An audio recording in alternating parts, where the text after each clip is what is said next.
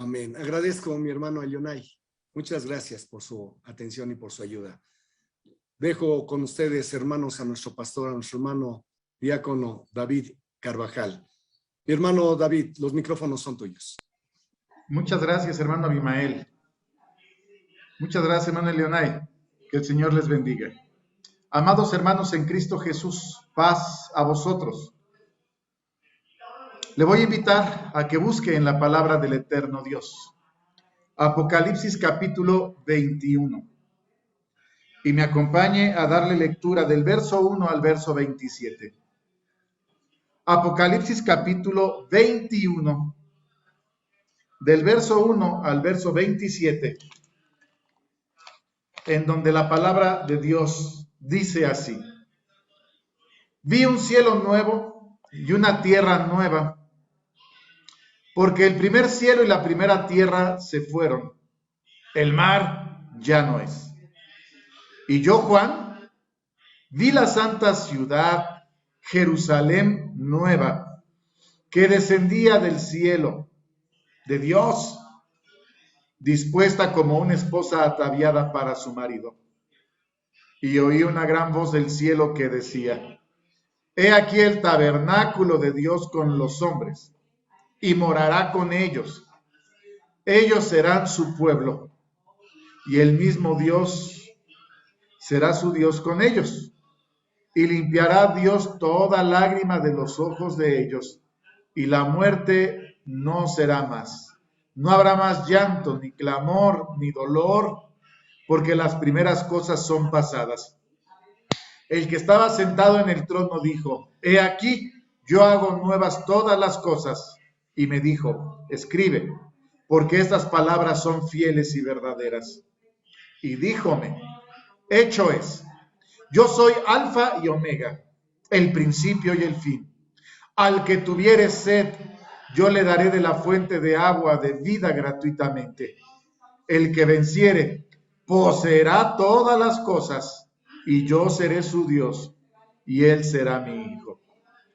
Mas a los temerosos e incrédulos, a los abominables y homicidas, a los fornicarios y hechiceros, a los idólatras y a todos los mentirosos, su parte será en el agua ardiendo con fuego y azufre, que es la muerte segunda. Vino a mí uno de los 7 ángeles que tenía las 7 copas llenas de las 7 plagas postreras, y habló conmigo diciendo: Ven acá, yo te mostraré la esposa, mujer del Cordero. Llevóme en espíritu a un grande y alto monte, y me mostró la grande ciudad santa de Jerusalén, que descendía del cielo de Dios, teniendo la claridad de Dios, y su luz era semejante a una piedra preciosísima, como piedra de jaspe, resplandeciente como cristal. Tenía un muro grande y alto, con 12 puertas, y en las puertas 12 ángeles, y nombres escritos que son los de las 12 tribus de los hijos de Israel. Al oriente 3 puertas, al norte 3 puertas, al mediodía 3 puertas, al poniente 3 puertas. El muro de la ciudad tenía 12 fundamentos, y en ellos los 12 nombres de los 12 apóstoles del Cordero. El que hablaba conmigo tenía una medida de una caña de oro para medir la ciudad y sus puertas y su muro. La ciudad está situada y puesta en cuadro. Su largura es tanto como su anchura. Él midió la ciudad con la caña, 12,000 estadios.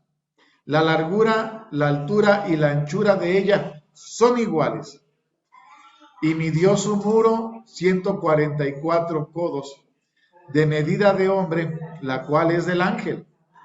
El material de su muro era de jaspe, mas la ciudad era de oro puro, semejante al vidrio limpio. Los fundamentos del muro de la ciudad estaban adornados de toda piedra preciosa. El primer fundamento era jaspe, el segundo zafiro, el tercero calcedonia, el cuarto esmeralda, el quinto sardónica, el sexto sardio, el séptimo crisólito, el octavo berilio, el nono topacio, el décimo crisopraso, el undécimo jacinto, el duodécimo amatista. Las 12 puertas eran 12 perlas, en cada una. Cada puerta era de una perla. Y la plaza de la ciudad era de oro puro como vidrio transparente. No vi en ella templo, porque el Señor Dios Todopoderoso es el templo de ella y el Cordero. La ciudad no tenía necesidad de sol ni de luna para que resplandezcan en ella, porque la claridad de Dios la iluminó y el Cordero era su lumbrera. Y las naciones que hubieren sido salvas andarán en la lumbre de ella, y los reyes de la tierra traerán su gloria y honor a ella. Sus puertas nunca serán cerradas de día, porque allí no habrá noche. Llevarán la gloria y la honra de las naciones a ella. No entrará en ella ninguna cosa sucia o que hace abominación y mentira, sino solamente los que están escritos en el libro de la vida del Cordero. Amén y amén. El título de la meditación de esta tarde, el reino eterno. Le pido una disculpa a la iglesia. La semana pasada anunciamos que íbamos a ver el día de hoy el estudio conocido como el futuro de las gentes. Después de haber recibido algunos comentarios, decidimos cambiar el reino eterno que estudiaríamos la próxima semana. Lo vamos a estudiar el día de hoy y ya a manera de resumen, la próxima semana vamos a hacer un resumen desde que comienza el juicio por la casa de Dios hasta la vida eterna, el futuro de las gentes. Es un estudio, hay que darle honor al que honor merece. Es un estudio que escribió quien fue mi pastor desde mi niñez y juventud, el ministro Leonel Hernández Magallanes. Y él escribió este estudio. Hay un folleto que habla respecto a esto, y de ahí tomamos pues ese detalle para poder compartirlo la próxima semana con la Iglesia de Dios. También quiero compartir que estos temas justamente que hemos tocado, sobre todo los últimos 4 o 5 temas, tengo la perfecta claridad que los abordamos hace un año. Normalmente estos temas no se abordan en un espacio de tiempo tan corto, dado que son temas que todavía están muy frescos para quienes lo han escuchado. Sin embargo, reconocemos que han ido agregándose a nuestros cultos muchas almas de diferentes lugares del país y de algunos países vecinos al nuestro, que al estar escuchando los temas de profecía y no haberlo escuchado hace un año, ¿verdad? Para nosotros es importante cerrar este ciclo que la iglesia pidió hace unos meses con estos temas que son tan importantes y que ciertamente dan esperanza al pueblo de Dios. Lo hacemos considerando la reflexión del apóstol Pablo cuando escribe allá en Filipenses capítulo 3, verso 1, donde dice: resta, hermanos, que os gocéis en el Señor. A mí, a la verdad, no me es molesto el escribiros las mismas cosas, y para vosotros es seguro. Así que si hay temas que hemos venido, sobre todo en este cierre del ciclo de profecía, hemos venido repitiendo. ¿Usted siente que lo acabamos de estudiar? Lo digo porque Mi esposa ya me lo comentó. Ese tema parece que lo estudiamos hace poquito. Y le digo a mi esposa, bueno, qué bueno que me lo dices, porque si tú lo percibes, seguramente más hermanos lo van a percibir, y por eso estamos haciendo esta aclaración. Lo hacemos con ese deseo de que todos nuestros hermanos que se han venido uniendo a estos temas de predicación también puedan escuchar estos mensajes de profecía bíblica. Estamos prácticamente en esta y la próxima semana de cerrar este ciclo de estudio de profecía bíblica. Y para adentrarnos en el estudio del reino eternal, y usted puede abrir un paréntesis donde puede poner la vida eterna como tal, como la hemos escuchado, esa faceta del reino conocida como el reino eternal, también es un sinónimo de la vida eterna. Recuerde que el reino de Dios se divide en 3 fases. La primera fase la conocemos como el reino de gracia. Reino que en la actualidad ya está en el mundo de manera espiritual. El Señor reina sobre los suyos. Es nuestro rey. Él es el que gobierna, el que nos dirige. Y pues en este reino de gracia, el único que tiene vida eterna obtenida de manera literal es el Señor. Todos los demás que conformamos el reino de Dios todavía no hemos recibido la promesa. Cuando el Señor venga a la tierra, ya lo estudiamos, se va a instalar sobre la tierra la segunda fase del reino de Dios, conocido como el reino milenial. Un reino que estará sobre la tierra por 1000 años, donde literalmente quien va a reinar sobre la tierra es nuestro Señor Jesucristo. Y juntamente con él, los victoriosos de la fe, el pueblo de Israel y todos los santos antes de Cristo Jesús, que han tenido la oportunidad de ser de los héroes, de los victoriosos de la fe, y después de Cristo Jesús, la iglesia de Dios que el Señor compró con su sangre y que tenemos oportunidad de reinar con él. En ese reino, ya lo hemos estudiado en semanas pasadas, va a haber seres espirituales gobernando con justicia sobre toda la humanidad que no ha sido juzgada. Al terminar los 1000 años, viene la segunda fase del juicio, porque recuerde que el juicio comienza por la casa de Dios al regreso del Señor, y al término de los 1000 años viene la segunda faceta del juicio, conocida como el juicio final. En ese juicio final, toda la humanidad volverá a la vida para ser juzgada por fuego. De aquí partimos para hacer un resumen. Este tema fue el tema que abordamos la semana pasada y el día de hoy hacemos un resumen para adentrarnos de lleno en el estudio del reino eternal o de la vida eterna. Recuerde usted que el Señor nos había dicho, le voy a pedir a mi hermano Emanuel que no proyecte los textos en esta ocasión, si nos lo permite.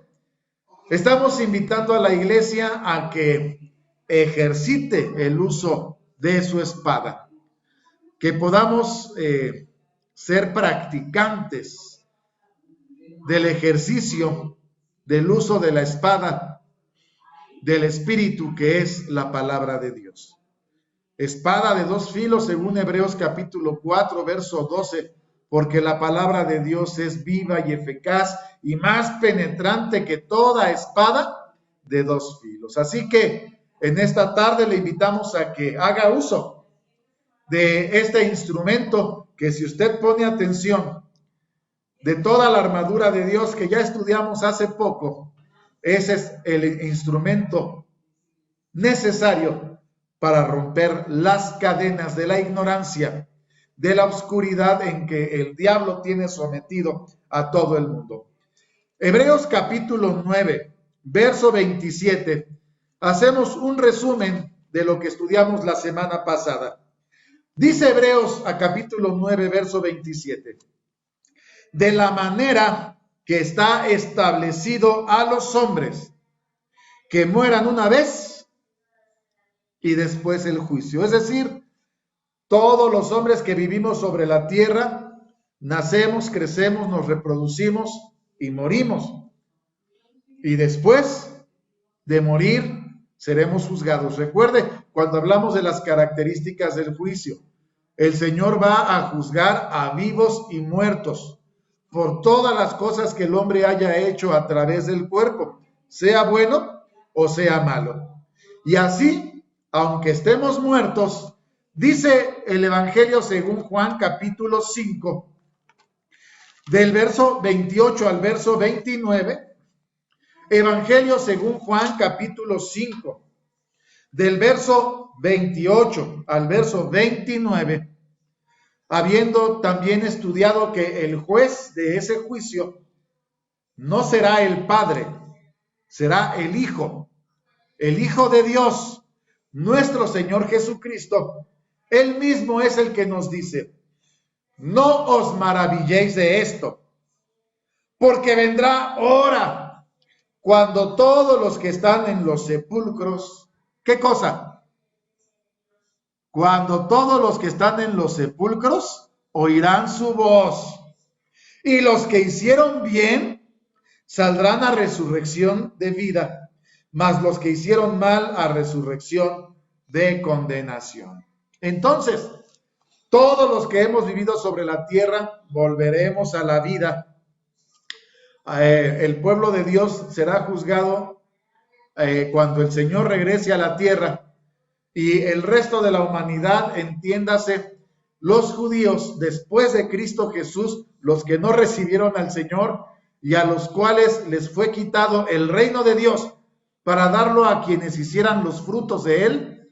Pues bien, los judíos después de Cristo Jesús y todo el mundo gentil, al final del reino milenial, al final de los 1000 años, serán juzgados. ¿Cómo será el juicio? La semana pasada lo explicábamos con mucho detalle. El juicio de Dios tendrá un toque especial. Libro del profeta Isaías, capítulo 66. Libro del profeta Isaías, capítulo 66, verso 15 y verso 16. Libro del profeta Isaías, capítulo 66, verso 15 y verso 16, a la luz de la palabra de Dios dice: porque he aquí que Jehová vendrá con fuego, y sus carros como torbellino, para tornar su ira en furor y su reprensión en llama de fuego. Verso 16. Porque Jehová juzgará con fuego y con su espada a toda carne, y los muertos de Jehová serán multiplicados. Cuando el Señor ejerza este juicio, al terminar los 1000 años, viene lo que conocemos como la segunda resurrección. En la segunda resurrección, toda la humanidad, desde Adán hasta el último que haya muerto en el reino milenial, volverán a la vida, volveremos a la vida, en dado caso de que incluso siendo parte del pueblo de Dios, no participamos de la primera resurrección. Vendremos a la resurrección al final de los 1000 años, y cuando toda la humanidad haya resucitado, tendrá que ejercerse el juicio por fuego. Allá en Apocalipsis 20 decíamos: cuando esto suceda, descenderá fuego del cielo, descenderá fuego de Dios, y va a envolver a toda la tierra. Dios va a juzgar a la humanidad por fuego. Y aquí la parte más importante que nosotros debemos de entender. Decíamos cuando hablábamos del juicio, el pueblo de Dios va a ser juzgado por sus obras, muy especialmente la iglesia de Dios, requisito, tener el Espíritu Santo. Si tenemos el Espíritu Santo, dice Gálatas capítulo 5, contra tales cosas no hay ley. Si hay fruto, si hay ejercicio de la fe y el Espíritu Santo es el que gobierna la vida del Hijo de Dios, no hay preocupación. Su nombre está escrito en el libro de la vida. Pero si no, uno será tomado y el otro será dejado. Pueblo judío, en Romanos capítulo 2, con toda claridad, el pueblo de Israel será juzgado conforme a la ley, conforme al Antiguo Testamento y muy especialmente con la ley de Moisés, la ley levítica, la ley mosaica, lo bueno y lo malo. Y para todos los que no tuvieron ley, los que no formaron parte del pueblo de Dios, ni en la antigüedad en Israel, ni en la actualidad en la iglesia de Dios, el Señor juzgará de acuerdo a las conciencias, lo que para el hombre es bueno y es malo. Y entonces, al momento de la segunda resurrección, el juicio se celebra inmediatamente. ¿Con qué cuerpo resucita el hombre? El hombre resucita con un cuerpo dotado de la facultad de soportar el fuego de Dios. Dice la segunda carta que escribe el apóstol Pedro, segunda de Pedro capítulo 3, verso 10, 11 y verso 12. Segunda carta que escribe el apóstol Pedro, capítulo 3, del verso 10 al verso 12, dice la palabra de Dios: mas el día del Señor vendrá como ladrón en la noche, en el cual los cielos pasarán con grande estruendo, y los elementos ardiendo serán deshechos, y la tierra y las obras que en ella están serán quemadas. Desciende fuego de Dios y toda la tierra se ve envuelta de ese fuego con que el Señor juzgará al mundo. Quien soporte ese fuego de Dios querrá decir que aprobó, pasó, el Señor lo tuvo por digno de ocupar un lugar en el reino eternal, en la vida eterna. Pero como hemos estudiado, Malaquías capítulo 4, verso 1, no lo busque, dice que viene el día ardiente como un horno, en el cual los soberbios, los pecadores, los altivos, donde hay maldad, esos hombres serán como estopa. Aquel día que vendrá los abrazará. El Señor no les dejará ni raíz ni rama, dice Jehová. Pues sí, allá está el fuego ejerciendo su juicio, su purificación. Se está juzgando a la humanidad.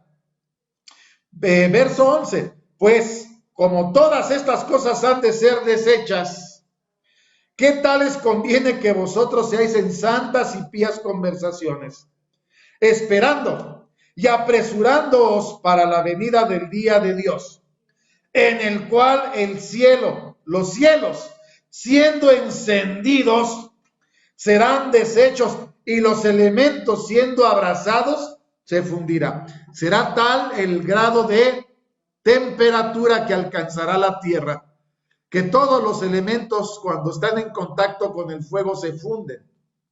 Toda la tierra, el mar se va a evaporar por las altas temperaturas. La piedra más dura se va a fundir, como cuando sale lava de los volcanes, así se empezará a mover la tierra. Toda la tierra parecerá un lago, un mar. Es lo que allá en Apocalipsis se le conoce como el lago de fuego. Es el lago de fuego, ese fuego del cual el Señor Jesucristo le llamaba allá en Mateo capítulo 25, de una manera muy poética. El Señor nos quiere hacer entender que el juicio de Dios se ejercerá. Para que nosotros entendamos, lo explica con bolitas y palitos, pero hemos venido estudiando cómo se ejercerá el juicio de Dios. Mateo capítulo 25, verso 41 al verso 46.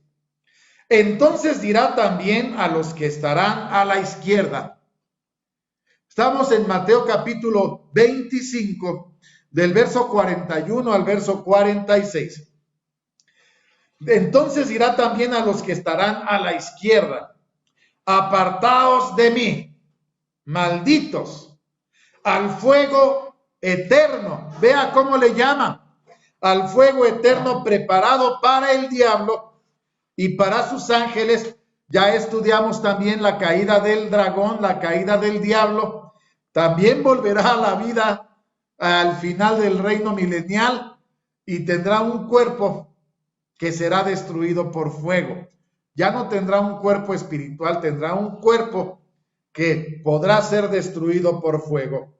Verso 42. ¿Por qué? ¿Por qué el hombre reprueba? Porque tuve hambre y no me disteis de comer.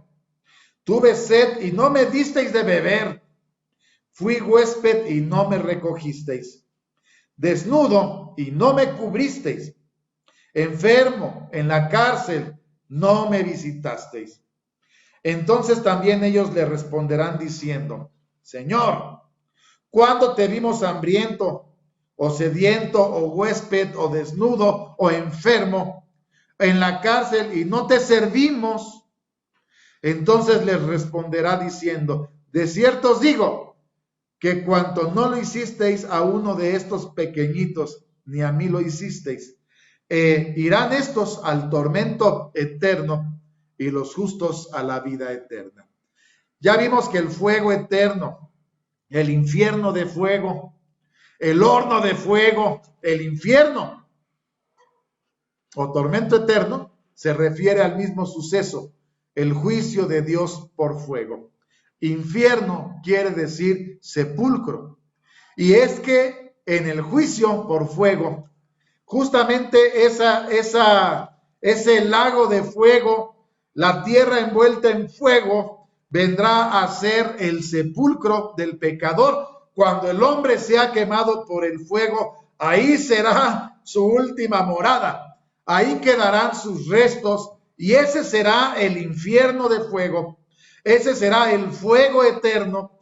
Ese será el tormento eterno. Entiéndase que nuestro Dios no es un Dios sanguinario que por una vida de 60, 70, 80 años del hombre pecador castigue al hombre por toda la eternidad en tormentos. No, no, no. La palabra infierno de fuego significa sepulcro. En este juicio por fuego, Dios destruirá al hombre, porque la paga del pecado es la muerte. La muerte es la cesación de la vida, la inconsciencia total. No hay obra, industria, ciencia, no hay sentimientos. Es la muerte, el dejar de existir. Ese es el tormento eterno. Y de esta segunda muerte, porque para el hombre, el recibir en el día del juicio la paga del pecado, que es la muerte, la segunda muerte ya no tiene regreso. De la segunda muerte, el hombre ya no vuelve. Esto fue lo que estudiamos la semana pasada, en donde hablábamos del juicio de Dios por fuego y cerrábamos con el texto de Apocalipsis capítulo 21, del verso 1 al verso 7, donde después de haber visto que quien no fue hallado escrito en el libro de la vida fue lanzado al lago de fuego, es decir, fue destruido en el juicio de Dios por fuego, a donde por cierto también fue lanzado el sepulcro, el infierno y la muerte. ¿Por qué son lanzados al lago de fuego la muerte y el infierno? Porque ya no hay necesidad de sepulcro, ya no hay necesidad de muerte. La tierra a través del fuego se está purificando, se está dando inicio, se está dando acceso al reino eterno. Se está dando la entrada, la apertura al reino eternal, a la vida eterna, a lo que el apóstol Juan le llama Apocalipsis capítulo 21. Del verso 1 al verso 7, dice, y vi un cielo nuevo y una tierra nueva, porque el primer cielo y la primera tierra se fueron. El mar ya no es.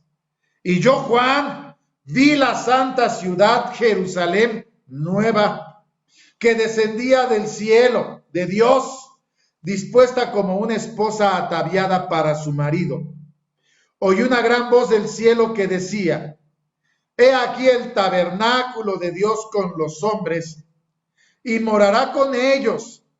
Ellos serán su pueblo, y el mismo Dios será su Dios con ellos. Ya se está dando paso a la vida eterna. Vaya poniendo atención de todas las cosas que habremos de estudiar en esta tarde. ¿Qué cambia? ¿Qué es lo que sucede cuando da inicio la vida eterna? Verso 4. Limpiará Dios toda lágrima de los ojos de ellos. La muerte no será más. No habrá más llanto, ni clamor, ni dolor, porque las primeras cosas son pasadas. El que estaba sentado en el trono dijo, he aquí yo hago nuevas todas las cosas. Y me dijo, escribe, porque estas palabras son fieles y verdaderas. Y díjome, hecho es. Yo soy Alfa y Omega, el principio y el fin. Al que tuviere sed, yo le daré de la fuente de agua de vida gratuitamente. El que venciere poseerá todas las cosas. Yo seré su Dios y él será mi hijo. Amén. Cuando da inicio la tercera fase del reino eternal, cambian muchas cosas. El rey de reyes y señor de señores en el reino milenial es nuestro Señor Jesucristo. Pero en cuanto termina el reino milenial, en cuando se celebra el juicio de Dios por fuego, cuando se destruye todo pecado y toda maldad, se destruye el infierno y la muerte, y se abre la puerta para dar paso al reino eternal, inmediatamente se está preparando lo siguiente, la entrega de poderes. Dice la primera carta que escribe el apóstol Pablo a los Corintios. Primera carta que escribe el apóstol Pablo a los Corintios, capítulo 15, del verso 24 hasta el verso 28. Sábado a sábado lo hemos venido estudiando y estudiando, porque este es el texto que nos aclara qué es lo que está sucediendo justamente en toda esta faceta de una manera muy sencilla de entender. Si usted va teniendo alguna duda, mándenos sus preguntas al chat de Facebook. Le pido a mis hermanos que estamos aquí en Zoom que nos ayuden a ir recopilando las preguntas y trataremos de dar respuesta a todas ellas al finalizar el tema de predicación.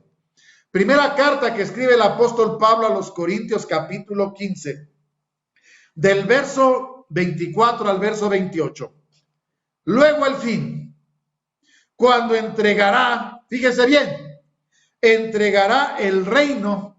¿De quién se está hablando? De nuestro Señor Jesucristo. Al terminar los 1000 años, el reino milenial, lo que se le conoce como el fin en este texto bíblico, cuando entregará el reino a Dios y al Padre, cuando habrá quitado todo imperio, toda potencia y potestad. Recuerde que ya estudiamos que cuando el Señor viene a la tierra, le quita el poder a las naciones, le quita el poder a la bestia, le quita el poder a Satanás y prácticamente juzga a su iglesia, a su pueblo y establece su reino.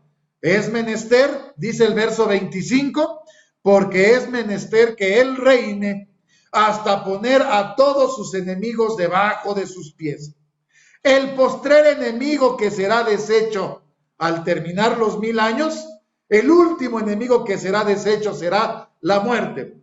Después de que se pague el pecado con la muerte, prácticamente con el juicio final, la muerte deja de existir. Quienes participen, quienes tengan acceso al reino eternal, son bienaventurados. La segunda muerte no tiene potestad en estos. Verso 27. Porque todas las cosas sujetó debajo de sus pies. Y cuando dice, todas las cosas son sujetadas a él, claro, está exceptuado aquel que sujetó a él todas las cosas. Entiéndase, nuestro Dios. Verso 28. Mas luego que todas las cosas le fueren sujetas, entonces también el mismo Hijo se sujetará al que le sujetó a él todas las cosas, para que Dios sea todas las cosas en todos. Y entonces, nuestro mismo Dios es el que toma el poder para reinar sobre ese reino que el día de hoy estamos definiendo como el reino eterno. Hasta aquí abrimos entonces la puerta para preguntarnos, si usted ha puesto atención en estos textos que estamos estudiando, hay muchas cosas que están cambiando. Las cosas ya no son como son ahora en la actualidad y mucho menos como en el reino milenial. En el reino milenial hay muchos cambios, pero en la vida eterna lo que vamos a estudiar nos habla de un cambio total. Allá en la segunda carta que escribe el apóstol Pedro, capítulo 3, en el verso 13, cuando el apóstol Pedro describe que todos los elementos serán destruidos, fundidos por fuego, y cuando acabe el momento del juicio, dice el verso 13, segunda de Pedro capítulo 3, verso 13. Si usted pone atención a todos estos textos, hay una palabra que se está repite y repite y repite y repite. Ponga atención.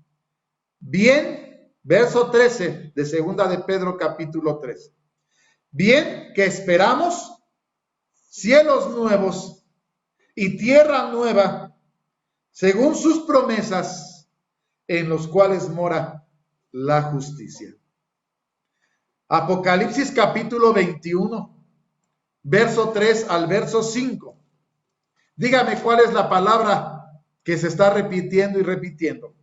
Apocalipsis capítulo 21, del verso 3 al verso 5.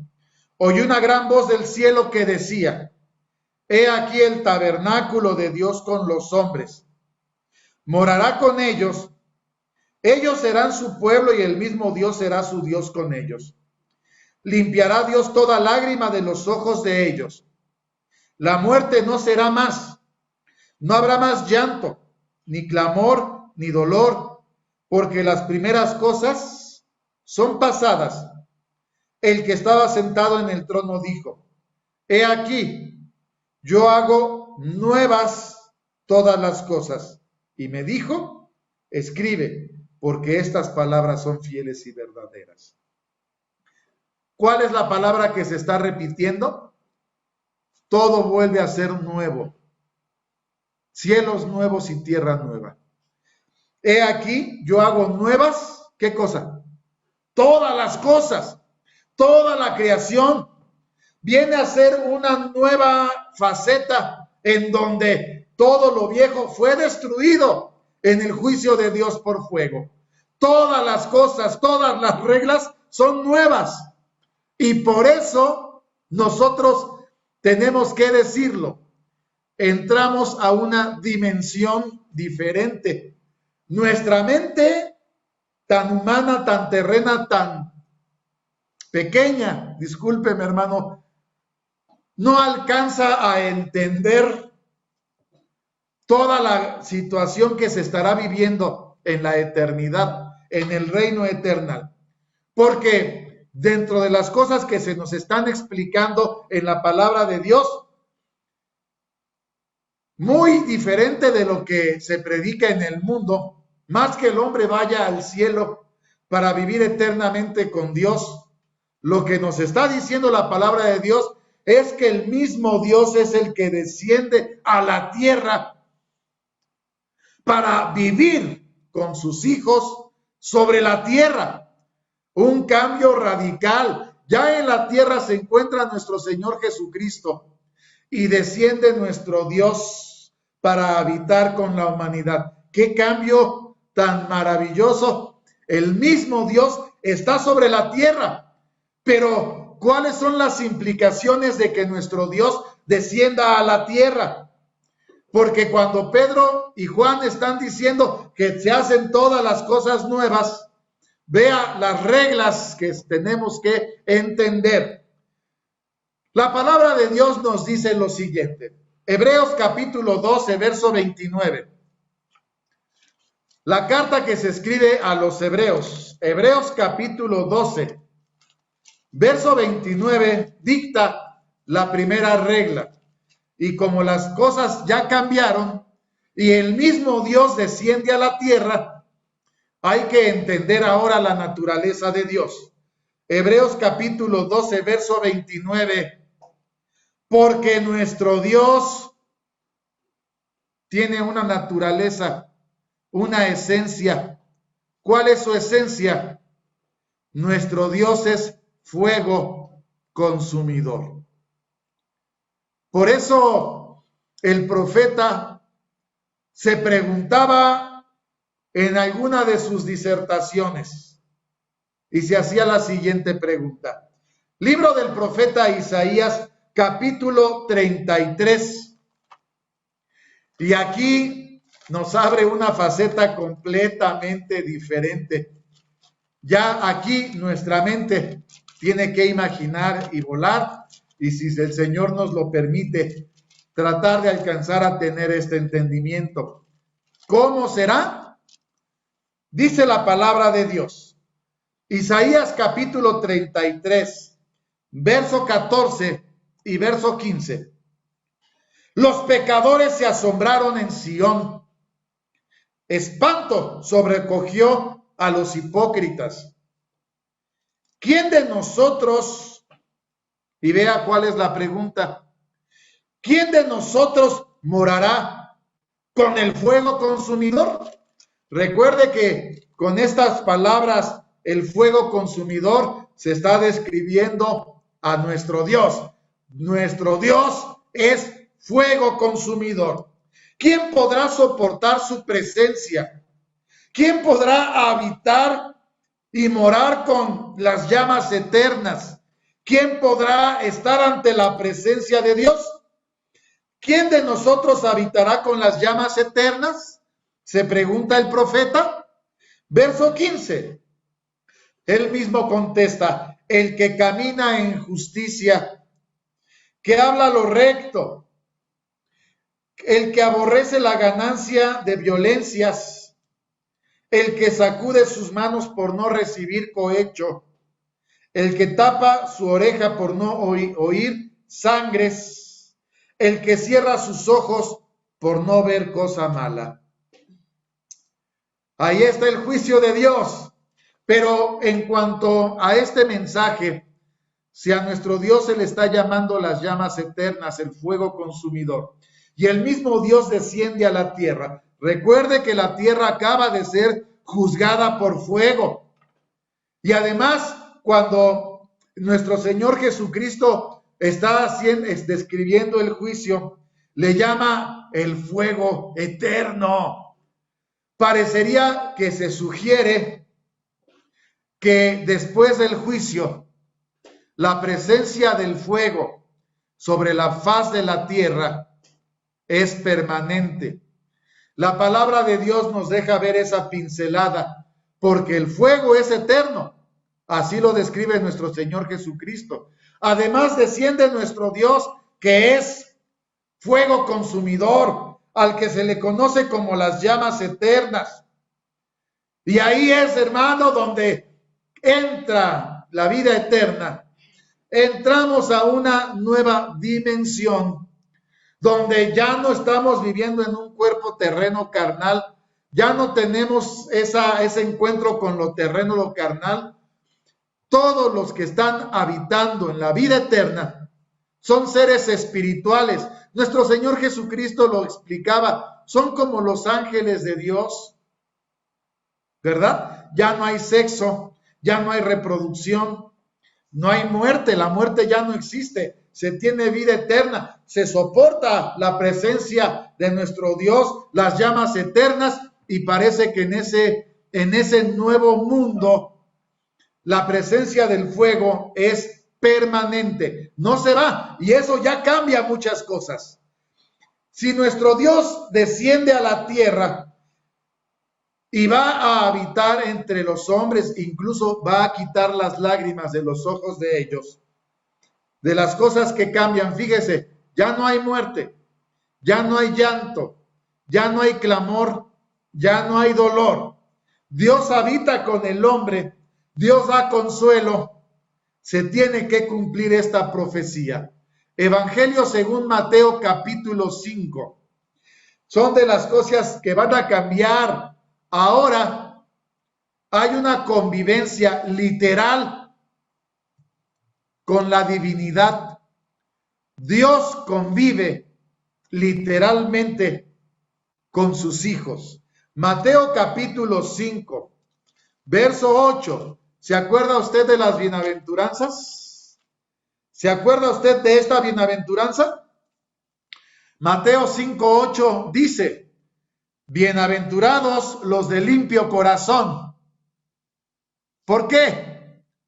Porque ellos verán a Dios. Y ese cambio es radical. Hoy la humanidad se pregunta, ¿dónde está Dios?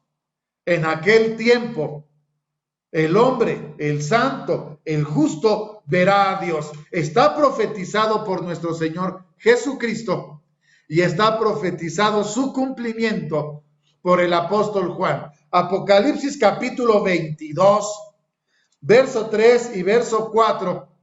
Recuerde que el capítulo 21 y el capítulo 22 de Apocalipsis están describiendo la faceta del reino eternal. Están describiendo la vida eterna. Así como Apocalipsis 20 describió el reino milenial, Apocalipsis 21 y 22 describe el reino eternal. Apocalipsis capítulo 22, verso 3 y verso 4.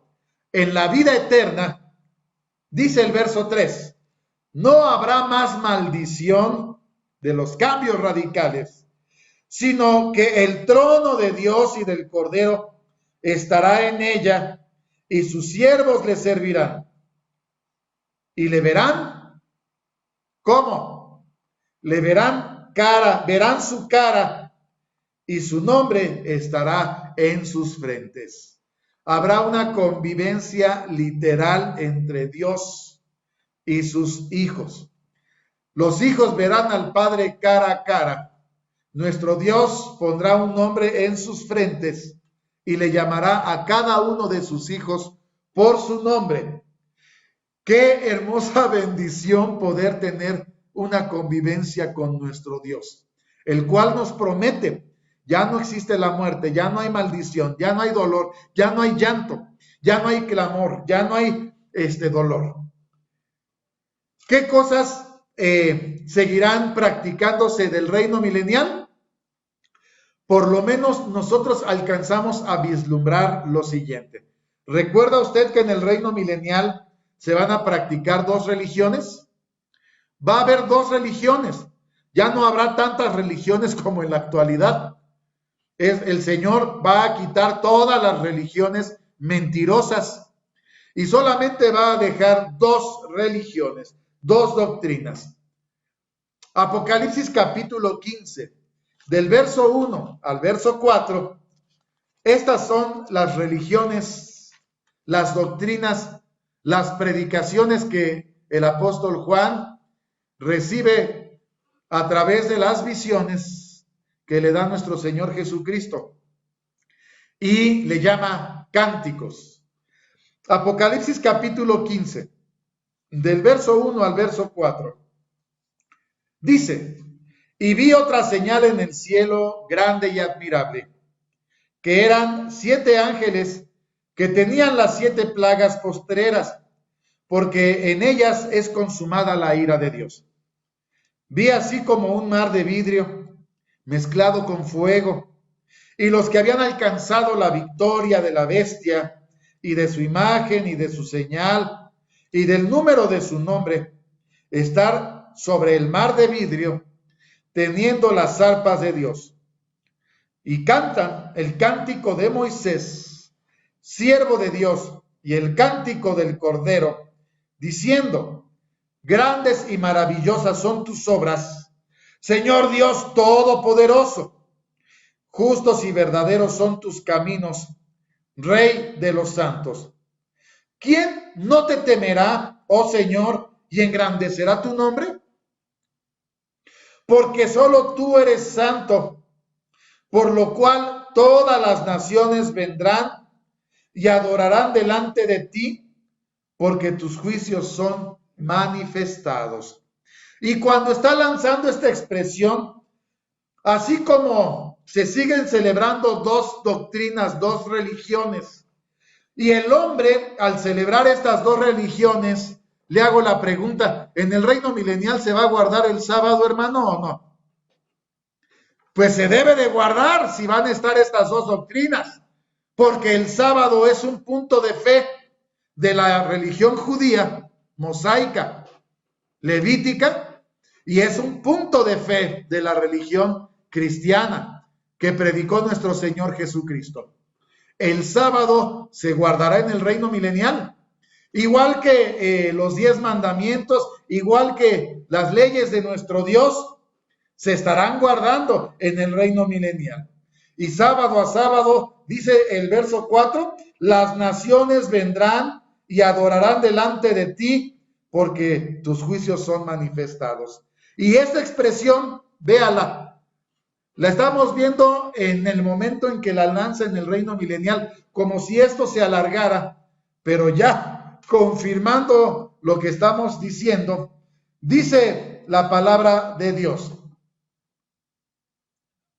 Isaías capítulo 66.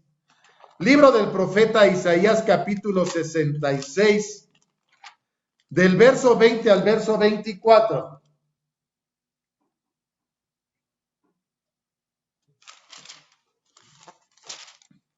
Isaías capítulo 66, del verso 20 al verso 24. Ya Isaías escribió en el verso 15 y 16 que el juicio de Dios será por fuego. Ya habló que va a destruir a los pecadores. Y cuando ya están dando paso en la expresión de Isaías a la vida eterna o al reino eterno, dice el verso 20: traerán a todos vuestros hermanos de entre todas las naciones por presente a Jehová, en caballos, en carros, en literas, en mulos, en camellos, a mi santo monte de Jerusalén. Dice Jehová, al modo que los hijos de Israel traen el presente en vasos limpios a la casa de Jehová. Tomaré también de ellos para sacerdotes y levitas, dice Jehová. Fíjese, ya hay cambios en esos tiempos radicales que se están expresando. Dice el verso 22, porque como los cielos nuevos y la nueva tierra que yo hago permanecen delante de mí, dice Jehová, así permanecerá vuestra simiente y vuestro nombre. Y será que de mes a mes y de sábado en sábado vendrá toda carne a adorar delante de mí, dijo Jehová. Y saldrán y verán los cadáveres de los hombres que se rebelaron contra mí, porque su gusano nunca morirá, ni su fuego se apagará, y serán abominables a toda carne. Aquí parece que se mezclan muchos conceptos. Se está hablando del fuego que nunca se apagará. Se está hablando de los que pareciera que alcanzaron su entrada a la vida eterna, en donde parece que se está celebrando culto a nuestro Dios, sábado a sábado, el sábado semanal, mes a mes, en las lunas nuevas había fiesta en el pueblo de Israel. Se está hablando de los ritos judíos que se estarán celebrando y que si se están celebrando en el reino milenial, parecería que los ritos judíos se celebrarían para siempre. Bueno, dos religiones, dos doctrinas que pareciera que la palabra de Dios nos sugiere que también se están celebrando en la eternidad. Nos pregunta nuestro hermano Mario Luis Cook.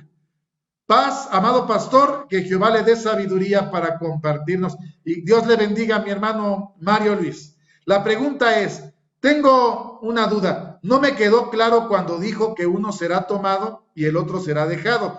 ¿En qué momento ocurre esto? Bueno, esto se llevará a cabo cuando se celebre la primera parte del juicio. El juicio comienza por la casa de Dios. ¿Cuándo será juzgado el pueblo de Dios? Cuando el Señor desciende del cielo para pelear por Israel en la guerra de Armagedón, cuando se dispone a destruir a la bestia, al dragón, cuando se prepara para establecer su reino a la tierra. También dice Mateo capítulo 24, enviará a sus ángeles a los cuatro cabos de la tierra para tomar a sus escogidos, para poder juzgar, dice Mateo 24, ahí uno será tomado y el otro será dejado. La primera parte del juicio no es por fuego. En el juicio, cuando el Señor venga, dice primera a los Corintios capítulo 15 del verso 50 en adelante, la carne y la sangre no pueden heredar el reino de Dios. Aquí hay un misterio. En un abrir y cerrar de ojos seremos transformados. Los muertos resucitarán sin corrupción y los que estemos vivos seremos transformados. Porque es menester que esto mortal sea vestido de inmortalidad. Entonces, si cuando el Señor venga y mande a sus ángeles por sus escogidos, somos arrebatados, transformados y recibimos un cuerpo capaz de tener vida eterna, uno ya fue tomado, fue juzgado, tiene vida eterna, pero el que sea parte del pueblo de Dios, que no fue tomado, también ya fue juzgado. Los que están muertos, uno fue resucitado y otro no, también ya fue juzgado. Son parte del pueblo de Dios, son bautizados de Israel antes de Cristo Jesús. Uno resucitó y el otro no, ya fueron juzgados. Ahí aplica la regla, uno será tomado y el otro será dejado. ¿Sí? Nuestra hermana Ruth Contreras pregunta, ¿cómo se reconocerán las gentes que se conocen ya? Por ejemplo, la hermana que falleció su hijo y espera verlo nuevamente. Bueno, en la palabra de Dios vemos expresiones en donde la fisonomía que tenemos permanecerá. ¿Recuerda usted la transfiguración? En aquella transfiguración, Pedro, Jacobo y Juan vieron a Moisés y a Elías platicando con el Señor. ¿Cómo reconocieron al Señor? ¿Cómo reconocieron a Moisés y a Elías? Bueno, nosotros pensamos que al Señor lo reconocieron en su fisonomía y que hay características que seguramente ellos o escucharon, puntualmente vieron a Moisés y a Elías. Pero el Señor dice, allá en el reino van a ver a Abraham, a Isaac, a Jacob, sentarse a la mesa, es decir, nos vamos a reconocer. Cuando el apóstol Pablo dice, hasta que todos lleguemos a la medida de la edad de nuestro Señor Jesucristo, la plenitud de la vida se refiere a que en la vida eterna, si alcanzamos la vida eterna, no vamos, si yo me morí a los 200 años, por decir algún número, en la vida eterna no voy a tener una apariencia como de 200 años. Si yo alcancé la vida eterna siendo un jovencito de 15 años, en la vida eterna mi apariencia no será la de un jovencito como de 15 años. Dice Efesios capítulo 4, justamente en esta expresión, y aquí es donde nuestra misión, el propósito de la iglesia, el trabajo de todos los que servimos al pueblo de Dios es el siguiente. Efesios capítulo 4, verso 12 y verso 13. Los dones, la obra del Señor, son para perfección de los santos, para la obra del ministerio, para la edificación del cuerpo de Cristo. Estamos para servirle, para ayudarle, y todos deberíamos de tener ese sentir. ¿Cómo ayudamos a nuestro hermano a que pueda administrar su entrada al reino de Dios? ¿Hasta cuándo? Verso 13. Hasta que todos lleguemos a la unidad de la fe y del conocimiento del Hijo de Dios, a un varón perfecto, a la medida de la edad de la plenitud de Cristo. Con esta expresión se nos está informando si el Señor nos concede esa bendición en la vida eterna, la apariencia del hombre será de la edad perfecta. ¿Cuál es la edad perfecta? La edad de nuestro Señor Jesucristo, la edad donde está la plenitud, la fortaleza, el vigor, la madurez. ¿Cuál fue esa edad? 33 años y medio. Nuestra apariencia será la edad perfecta, la plenitud de la edad de Cristo. Por eso nos vamos a reconocer, vamos a vernos con la apariencia de esa edad. Dice Araceli Morales, nuestra hermana pastor, el fuego no es para el infierno, para el enemigo y sus ángeles, que sería la muerte eterna. Bueno, el fuego es, decíamos, el fuego cuando desciende del cielo y funde toda la superficie de la tierra, se va a convertir en el sepulcro del pecador. Infierno significa sepulcro. Es decir, que cuando el Señor expresa infierno de fuego, se refiere a que el pecador va a quedar sepultado en ese mar de fuego donde el Señor va a juzgar a toda la humanidad. No se refiere a un infierno como lo describe el mundo. No, eso no existe. No lo soportan las Escrituras. Lo que la Escritura nos dice es que Dios juzga por fuego. Toda la tierra, al estar bajo la fuerza del fuego, se va a derretir, a fundir. Y ahora sí, como todos vamos a resucitar para ser juzgados, la pregunta es, ¿quién podrá soportar el poder del fuego? El pecador va a ser estopa. El justo podrá soportar las llamas de fuego. ¿Se entiende? Ahí el justo y el pecador van a estar juntos, pero uno va a consumirse y el otro va a ver con sus propios ojos el castigo del pecador. Nuestra hermana Ana Berta Acevedo Cruz, dos religiones, ¿cuáles? La judía, la que se da a través de Moisés, la cristiana, la que predicó nuestro Señor Jesucristo. Nuestra hermana Griselda Banda Rojas, hermano, si no somos de los elegidos en la primera parte del juicio, ¿tendremos otra oportunidad aún siendo bautizados? La respuesta es, yo creo que no, porque ya fuimos juzgados. Y si ya fuimos juzgados, pues ya uno fue tomado y el otro fue dejado. Ahí es donde dice el Señor, si tú ya sabes que yo soy hombre recio y que voy a llegar a pedirte cuentas, ¿por qué no te pusiste a trabajar? ¿Por qué no te preparaste? La oportunidad para la iglesia de Dios, el pueblo de Dios, es hoy.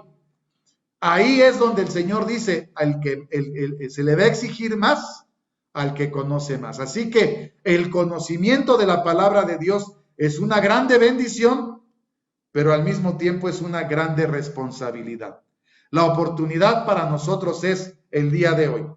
Nuestro hermano Emanuel Arteaga, hermano David, en el momento en que uno es tomado y el otro dejado, ¿ese ser que fue dejado alcanzará el perdón en el milenio? Si fuera así, ¿alcanzará la vida eterna? Bueno, pues ya la contestamos. Pienso que si ya fue juzgado, ya fue juzgado. Y el Señor lo expresa de esa manera, ¿verdad? Cuando el Señor dice, pues si tú ya lo sabes, ya hay un momento, el juicio comienza por la casa de Dios. Y si dice ahí lo dice con claridad, y si el gentil con dificultad se salva, y si el justo con dificultad se salva, discúlpeme, pues ¿qué será de el hombre pecador del mundo gentil? Pues bueno, ahí están estas preguntas y ahí están esos comentarios. Y esto lo expresamos para que no pongamos nuestra esperanza en el juicio final. No, hermano, usted tiene que poner toda su esperanza en la llegada de Cristo Jesús. Usted que ha creído, usted que se ha bautizado, usted que forma parte del pueblo de Dios, búsquelo. Vea cómo veíamos al principio que nuestro Señor Jesucristo le entrega el reino al Padre Celestial, lo cual denota en el reino eternal que también habrá un orden de gobierno, también habrá una estructura. Ya veíamos allá en Apocalipsis capítulo 22, en el verso 1. Me voy a tomar unos minutos más y si surgen más preguntas las vamos contestando, pero la idea es tratar de que en este tema tengamos una visión amplia de lo que será la eternidad. Bien, Apocalipsis capítulo 22, verso 1, dice: después me mostró un río limpio de agua de vida, resplandeciente como cristal, que salía del trono de Dios y del Cordero. Es decir, nuestro Dios tiene un trono y el Cordero tiene un trono. Y con eso entendemos que cuando el Hijo le entrega el reino al Padre, ahora el que va a reinar sobre toda la tierra, el Rey Supremo es el Padre, pero el Hijo también está reinando y además se lanza esta expresión, donde pareciera que todavía van a existir las naciones y que también sobre las naciones habrá reyes. Apocalipsis capítulo 21, verso 24 expresa: y las naciones que hubieren sido salvas andarán en la lumbre de ella, y los reyes de la tierra traerán su gloria y honor a ella. Es decir, el hombre rendirá tributo al Dios Todopoderoso, que ahora es el Rey sobre toda la tierra, y entendemos que habrá una estructura gubernamental en el reino eternal, una estructura organizacional. Está el Padre, está el Hijo, están los reyes. Surgen muchas preguntas más. Ahora, en la eternidad, seres eternos reinarán sobre seres eternos. ¿Qué rol van a jugar los ángeles? Y empezamos a hacernos preguntas que empiezan a surgir y que la palabra de Dios ya no nos da mucha información al respecto. Pero hasta este momento, lo que sí podemos decir es lo siguiente. Yo he escuchado a compañeros pastores y ministros expresar que nuestro Señor Jesucristo es nuestro amigo. Yo solamente he encontrado que el Señor Jesucristo expresa ese comentario a sus discípulos, a ellos, pero no lo expresa a toda la iglesia. Por el contrario, el Señor le dice a su iglesia: no todo el que me dice Señor, Señor, entrará al reino de los cielos. ¿Por qué me dices Señor, Señor y no haces lo que digo? Dándonos a entender que el Señor es nuestro dueño, nuestro amo, la autoridad, nuestro Rey, el que gobierna sobre nosotros. Yo veo en la palabra de Dios que nuestro Señor Jesucristo, aún en su infinito amor y misericordia, que dio su vida por nosotros, nosotros tenemos que tratarle con todo respeto, porque es nuestra autoridad, es nuestro dueño, es el amo, ¿sí? ¿Hasta cuándo? Parecería, en el reino milenial, es el Rey de Reyes. Él gobierna sobre todos los reyes de la tierra. Nosotros tenemos que humillarnos ante nuestro Rey. Pero en la eternidad, parecería que es hasta ese momento, cuando Él reina y nosotros podríamos también estar reinando, y la autoridad suprema es el Padre, y todos somos hijos de Dios. Esta es la gran bendición, que todos nosotros lleguemos a ser como lo es Cristo Jesús para su Padre. Vea lo que dice Romanos capítulo 8. Romanos capítulo 8, verso 29. Romanos capítulo 8, verso 29. Dice la palabra de Dios, porque a los que antes conoció, también predestinó, para que fuesen hechos conforme a la imagen de su Hijo, para que Él sea, hasta ese momento, cuando da inicio la vida eterna, en ese momento ya no va a ser nuestro Rey, ya no va a ser el Rey de Reyes y Señor de Señores, Él mismo le entrega el reino al Padre, Él mismo se somete al Padre eterno, y ahora Él es el primogénito entre muchos hermanos, nuestro hermano mayor, al cual todavía debemos de darle ese reconocimiento, ese honor, ese agradecimiento, pero ahora es nuestro hermano mayor, hasta ese momento, hermanos, ¿sí? Son de las cosas que alcanzamos a visualizar. Bien, ¿qué otras cosas cambian? Yo le hago esta pregunta. ¿La vida eterna está prometida para los animales? ¿La vida eterna está prometida para la vegetación?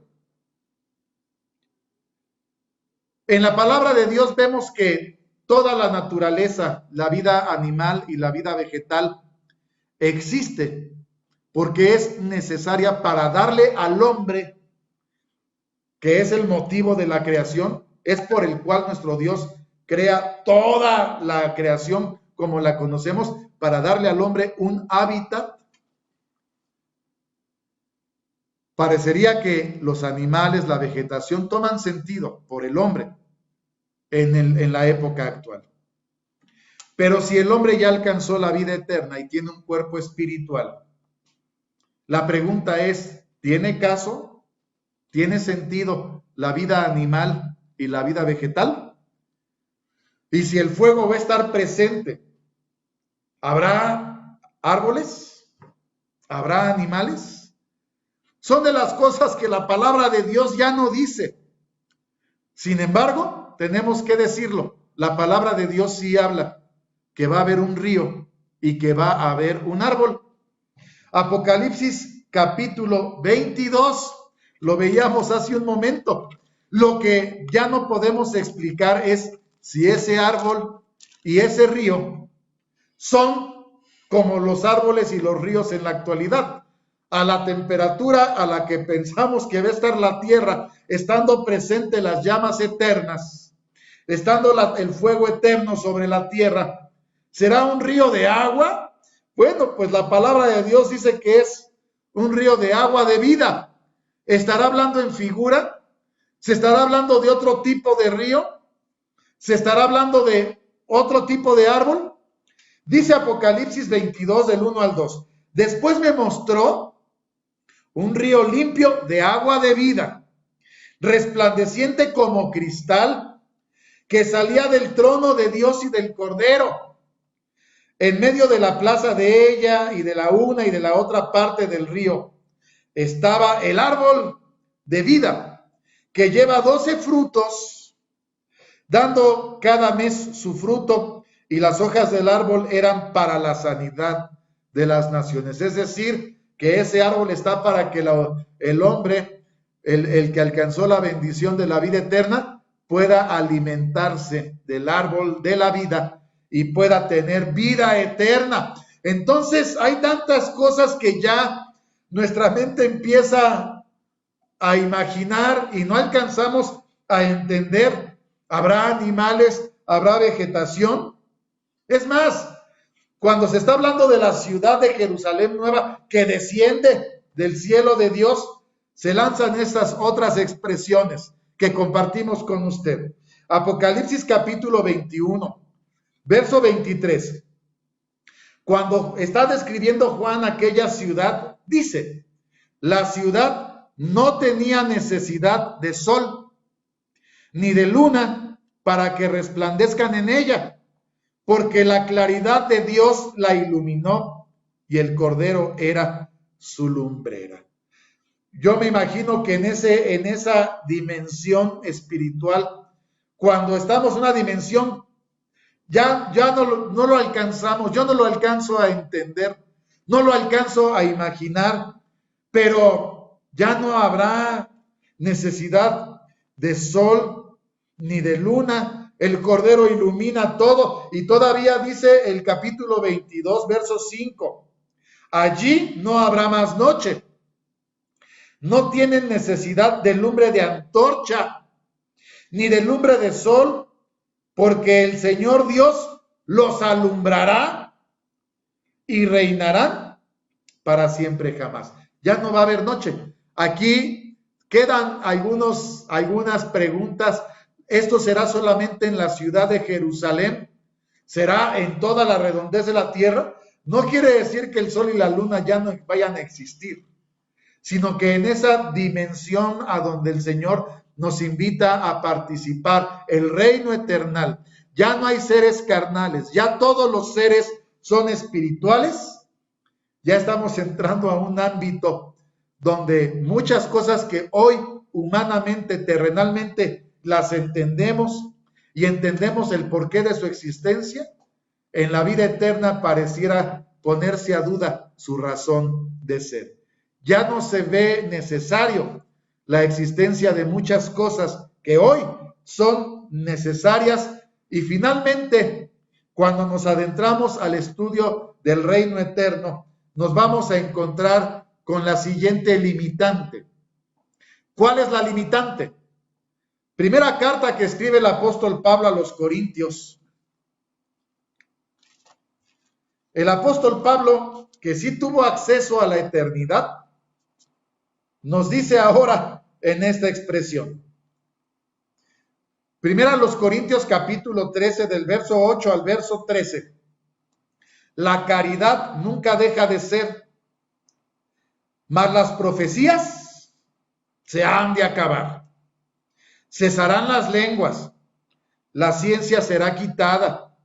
Es decir, llegará un tiempo en que todas las cosas se cumplirán.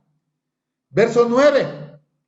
Y el hombre que tanto trata de explicar las cosas y lo que ha de venir, dice el apóstol Pablo, en parte conocemos y en parte profetizamos. Mas cuando venga lo que es perfecto, entonces lo que es en parte será quitado. Es decir, muchas cosas que no entendemos las vamos a entender hasta entonces. Cuando yo era niño, hablaba como niño, pensaba como niño, juzgaba como niño, mas cuando ya fui hombre hecho, dejé lo que era de niño. Así será con el hombre y la bendición de ocupar su lugar en la vida eterna.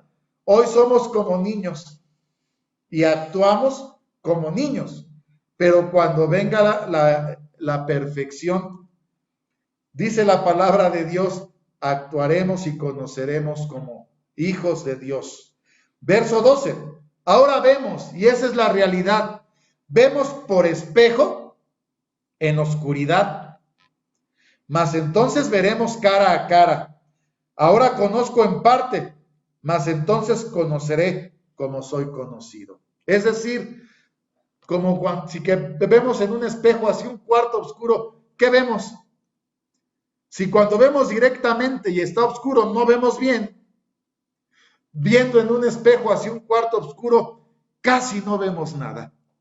Eso es lo que nos está diciendo la palabra de Dios. Nos deja ver pinceladas de lo que será la vida eterna, pero no nos deja ver con claridad.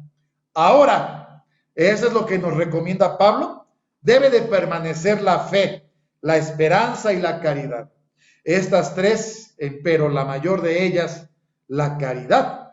Y con este propósito, lo que nosotros debemos de entender es que con la mirada puesta en el objetivo, este, hermano, es el objetivo.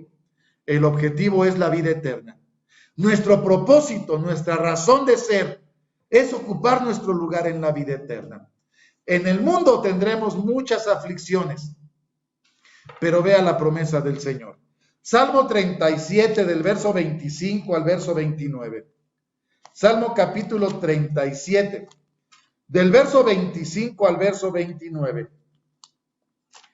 Y esta es la promesa. ¿Siente usted que estamos siendo atribulados en estos días? Que la palabra de Dios nos dé consuelo, que la palabra de Dios nos dé esperanza, porque lo que nos toque vivir siempre estará acompañada de esta promesa. Salmo 37, 25 al verso 29. Mozo fui y he envejecido. No he visto justo desamparado, ni su simiente que mendigue pan.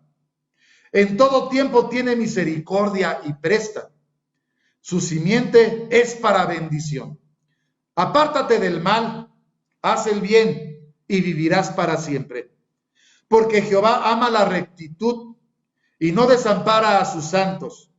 Para siempre serán guardados, mas la simiente de los impíos será extirpada. Los justos heredarán la tierra y vivirán para siempre sobre ella. La vida eterna es nuestra tierra prometida.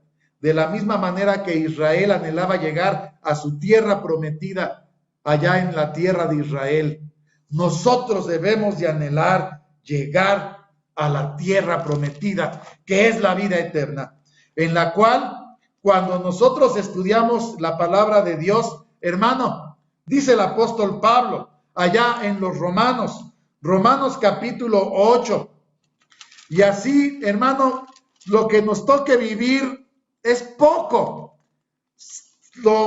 Se antoja verlo pequeño, muy poco lo que nos toca sufrir en comparación con la hermosa esperanza de gloria, de vida eterna. Romanos capítulo 8, dice del verso 14 al verso 18, porque todos los que son guiados por el Espíritu de Dios, los tales son hijos de Dios.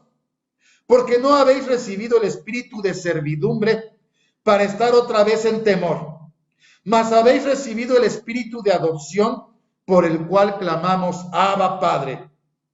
Porque el mismo espíritu da testimonio a nuestro espíritu que somos hijos de Dios.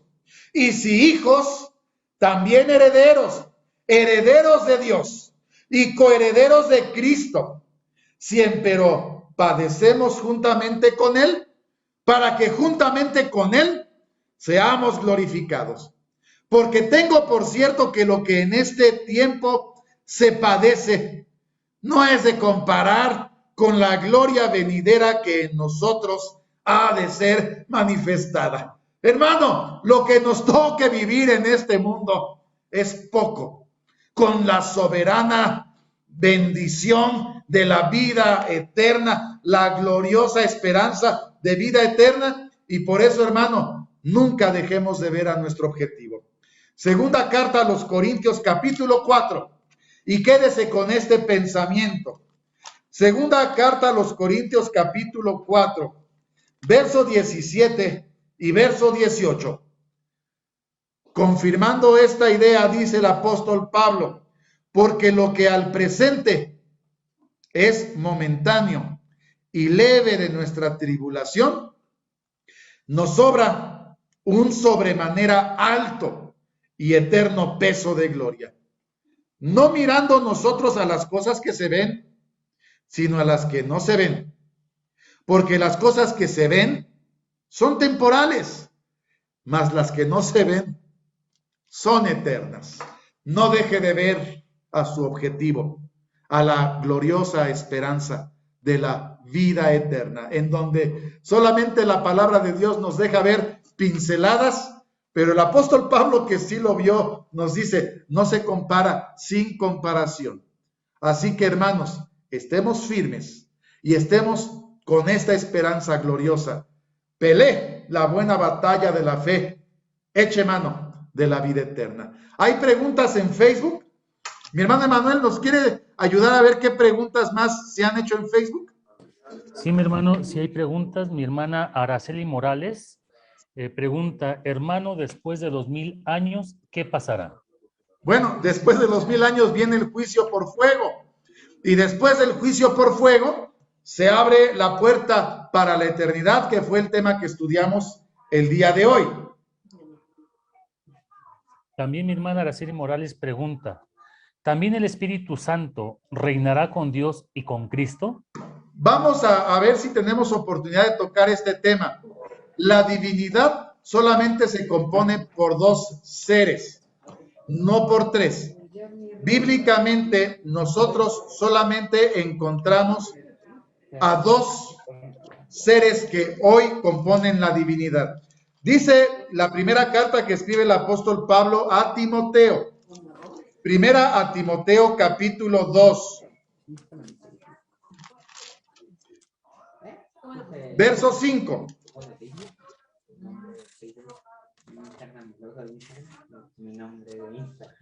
Primera carta que escribe el apóstol Pablo a Timoteo capítulo 2, verso 5.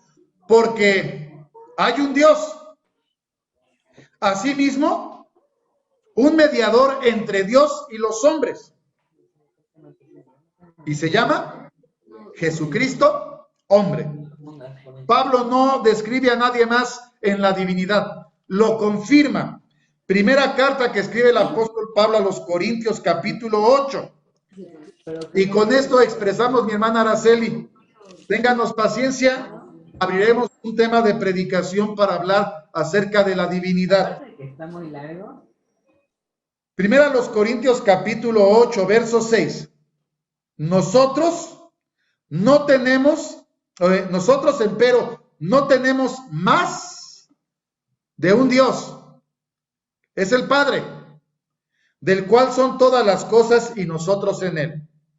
Y un Señor Jesucristo, por el cual son todas las cosas y nosotros por él. Solamente hay un Dios verdadero, el Padre, y un Señor Jesucristo, el Hijo. No hay más divinidad. Cuando la palabra de Dios se refiere al Espíritu Santo como Dios, tenemos que tener este entendimiento, mi hermana Araceli. Dice el Evangelio de Juan, capítulo 4, y con esto damos a entender que hay diferentes nombres con los cuales nos podemos dirigir a nuestro Dios. Dice el Evangelio de Juan, capítulo 4, verso 24. Dios es espíritu, y los que le adoran en espíritu y en verdad es necesario que adoren. Así que, fíjese bien, Dios es espíritu, y además dice la primera carta de Pedro, capítulo 1, verso 16, porque escrito está, sed santos, porque yo soy santo. Si nuestro Dios es espíritu y además es santo, cuando nos dirigimos a Dios, podemos dirigirnos a Él como Padre, nuestro Dios, o también como el Espíritu Santo. Confírmelo. Hay una historia allá en Hechos de los Apóstoles. Me tomo unos minutitos más porque este tema es bastante importante. Es parte de la doctrina de la Iglesia de Dios y es importante que tengamos perfecta claridad. Vea el sinónimo Dios, Padre y de Espíritu Santo. Hechos de los Apóstoles, capítulo 5. Dice del verso 1,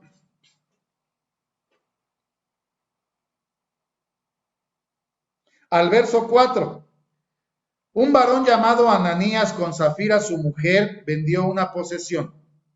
Defraudó del precio, sabiéndolo también su mujer. Trayendo una parte, púsola a los pies de los apóstoles. Y dijo Pedro, Ananías, ¿por qué ha llenado Satanás tu corazón a que mintieses? ¿A quién? A que mintieses al Espíritu Santo y defraudases del precio de la heredad, reteniéndola. No se te quedaba a ti y vendida, no estaba en tu potestad. ¿Por qué pusiste esto en tu corazón? No has mentido a los hombres, ¿sino a quién? Sino a Dios. Verso 3, le mentiste al Espíritu Santo. Verso 4, le mentiste a Dios. ¿Por qué? Porque es un sinónimo. Pedro está utilizando los sinónimos, las expresiones. También los escritores del Evangelio los utilizan de tal manera que dice la palabra de Dios. Dice Mateo capítulo 1, verso 20. Evangelio según Mateo capítulo 1, verso 20.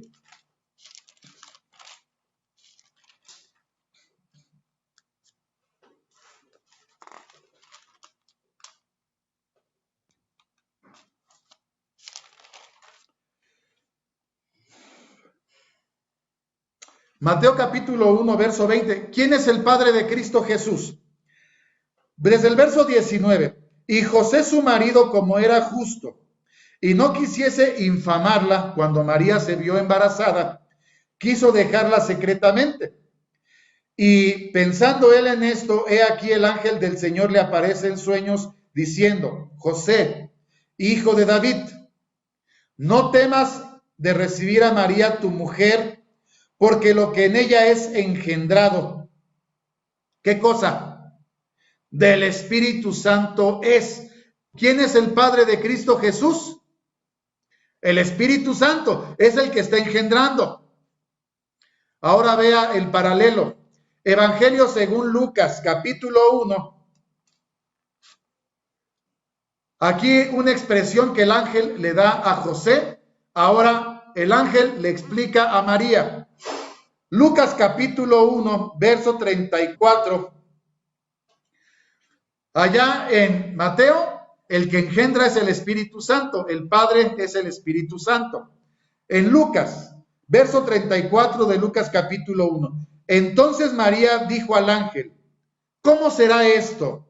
Porque no conozco varón. Recuerde que la palabra conocer no siempre significa ver por primera vez. También significa tener relaciones íntimas, tener relaciones sexuales. Y respondiendo el ángel le dijo: el Espíritu Santo vendrá sobre ti, y la virtud del Altísimo te hará sombra. Por lo cual también lo santo que nacerá será llamado, ¿qué cosa? Hijo de Dios. ¿De quién es hijo nuestro Señor Jesucristo?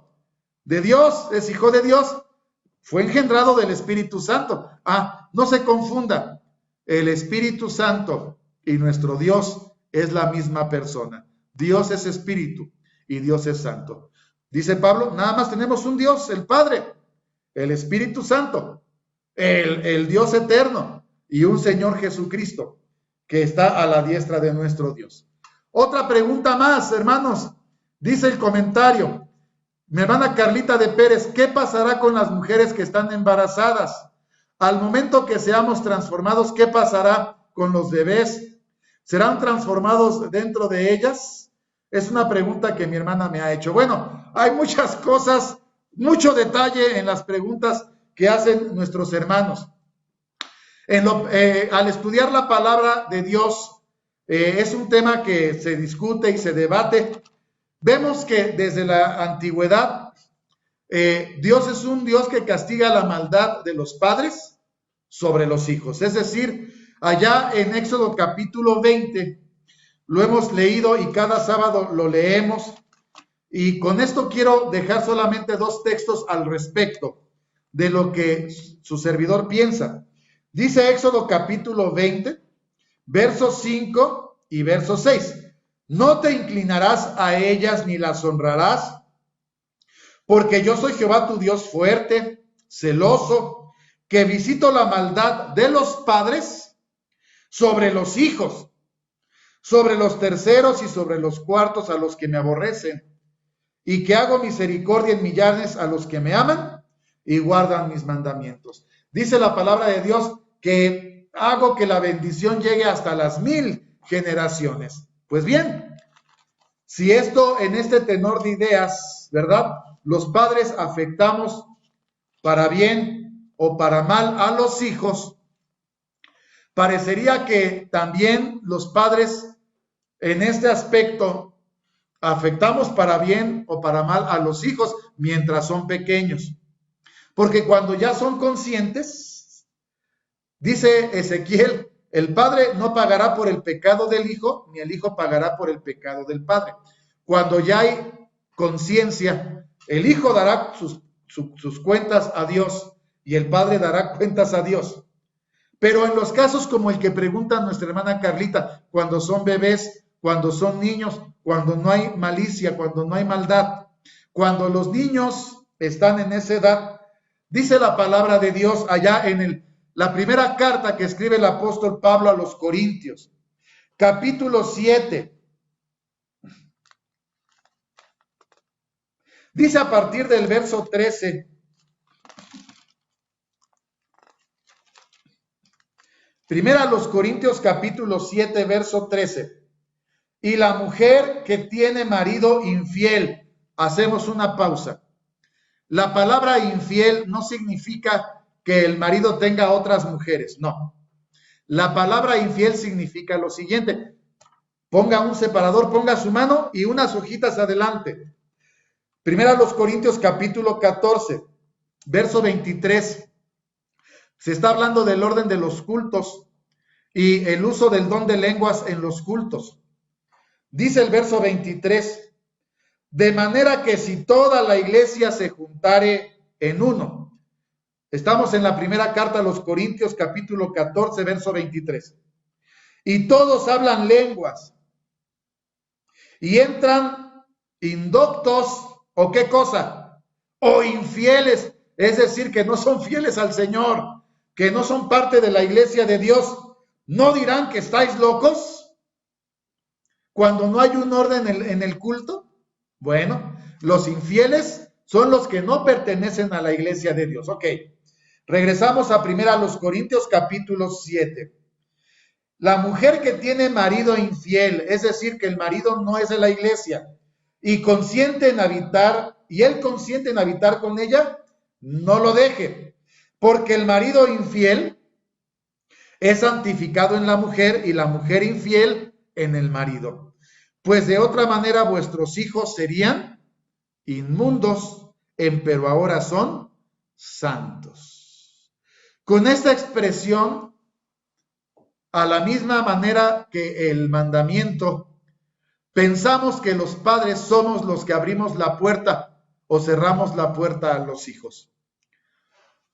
Con uno de los esposos cuyo nombre está escrito en el libro de la vida y que entre, si el matrimonio tiene hijos pequeños, hijos chiquitos, la bendición de cualquiera de los dos alcanzará a los hijos. Los hijos son santificados en los padres. Con uno, si son los dos, toda la familia, con sus hijos pequeños. Pero si de los dos, ninguno, tampoco los hijos. Es decir, que los hijos, a la luz de estos textos, reciben, mientras son pequeños, lo que reciben sus padres. ¿Se entiende? Dice, si hay alguna otra pregunta. Creo que son todas las preguntas que vemos en el chat. Ya mi hermana Carlita dice, gracias por contestar. Hermano David, dice nuestro hermano Víctor Cruz, hay una profecía que habla de las mujeres de la iglesia de Dios. Habrá un tiempo en que no podrán engendrar más antes de su venida. Bueno, se habla de este tipo de estudios donde sí, justamente ya no habrá, ya no se procreará más en el pueblo de Dios. Habrá tiempo para profundizar a este detalle. Por lo pronto, mis hermanos, quédese con este sabor de boca. La eternidad, el reino eternal al cual el hombre es invitado a participar y es para el pueblo de Dios, hay un peso glorioso, una bendición hermosa de poder alcanzar a ocupar nuestro lugar en el reino de los cielos. Así que preparémonos, el tiempo es hoy. Hay muchas preguntas que siguen llegando y creo que ya las contestamos. Si los maridos son infieles a su esposa, bueno, el adulterio es uno de los motivos de pecado y la paga del pecado es la muerte. ¿Se pueden divorciar? Bueno, actualmente se pueden divorciar. Hay que meterse, la Iglesia de Dios está reglamentando con mucho detalle, con mucho estudio el tema del divorcio, pero necesitamos nosotros entender bien la pregunta, si el divorciarse se refiere en el reino milenial, en la actualidad o cuándo, ¿verdad? Por lo pronto, aunque el hombre sea divorciado en la actualidad, el hombre puede pelear por ocupar su lugar en el reino de los cielos. Bueno, dejamos hasta aquí nuestro tema de predicación. Y discúlpenos, hermanos, nos alargamos un poquito, pero llegaron las preguntas. No queremos dejar sin contestar las preguntas. Próxima semana, próximo sábado, el futuro de las gentes. Y ahora sí, hacemos un resumen de lo que pasará con cada uno de los grupos que conforman la humanidad delante de nuestro Dios. Fuerte abrazo a la Iglesia de Dios.